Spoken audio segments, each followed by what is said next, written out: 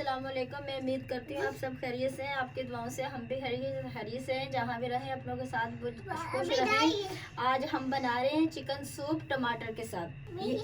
ये गर्दन और पर मिला के मैंने एक किलो लिए हैं। गर्दन और पर मिला के 1 किलो लिए हैं और ये 2 दर्जन पाए हैं। तो आप भी यही रेशियो रखिएगा, बिल्कुल परफेक्ट आपका सूप बनेगा।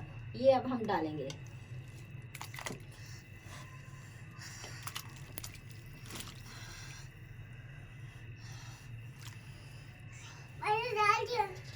उबालेंगे पानी को। हो गया नाज़रीन, मैंने ढक्कन उठा के उबाल लिए। ढक्कन ढाकने से ये होता है जल्दी उबाल आ जाता है। तो आप भी ऐसे करिएगा, ढक्कन ढाक के उबालिएगा। बबल बेटा बबल। ये इस तरीके से जितनी मैल आएगी ऊपर इस तरीके से आप निकाल लिएगा। ये हल्के से यूं देखें खुद ही आ जाती है। क्या हो गया? क्या हो गया? जितनी मैल बन के आएगी ये हम निकाल देंगे। पानी ऊपर आ गया। पानी ऊपर आ गया। आप कितनी मैल निकली है, तो आप भी चीजें डालने से पहले गोश्त और पानी उबालें। उबालने के बाद जितनी मैल आए आप पूरी मैल निकाल लें, साफ कर लें।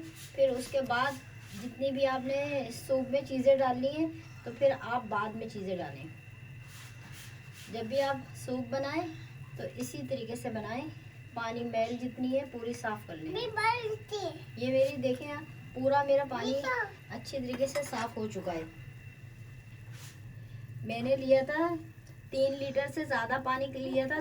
3 लीटर से ज़्यादा पानी लिया था। ये 10 गिलास पानी बनता है। तो मैंने 2 इंच का अदरक का पीस है, 2 इंच का लहसुन की गट्ठी है और नॉर्मल सा मैंने प्याज लिए हैं। तीनों चीजें डाल दी। ये मेरे पास 400 ग्राम टमाटर हैं, जो मैंने टमाटर के 4 पीस करे हैं। ये डालेंगे।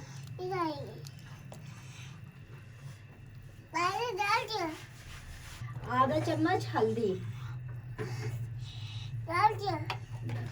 1 चम्मच नमक भर के डालेंगे। ये मेरे पास पतीली थोड़ी छोटी पड़ रही है। आपके पास अगर इससे ज़्यादा बड़ा बर्तन हो तो आप इससे ज़्यादा बड़ा बर्तन ले लें। ये देखें, ये वाला 1 किलो वाला बाउल है। ये आप 4 बाउल भर के डाल लें। मैंने इससे कम डाला, 4 बाउल से कम डाला है, तो आप 4 बाउल भर के डाल लें। ये 1 किलो का बाउल है। सही है नाज़रीन, हमारे सूप में उबाल आ चुका है। मैंने हल्की आंच कर दी है।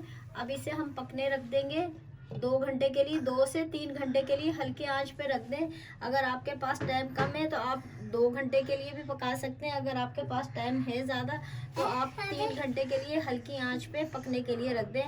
और इससे बड़े बर्तन में आप पकने रखिएगा। मेरे पास इससे बड़ी पतीली नहीं थी तो इसलिए मैंने इसी पतीली में रख दिया पकना। और 1 किलो के 4 बाउल पानी डाल लिएगा।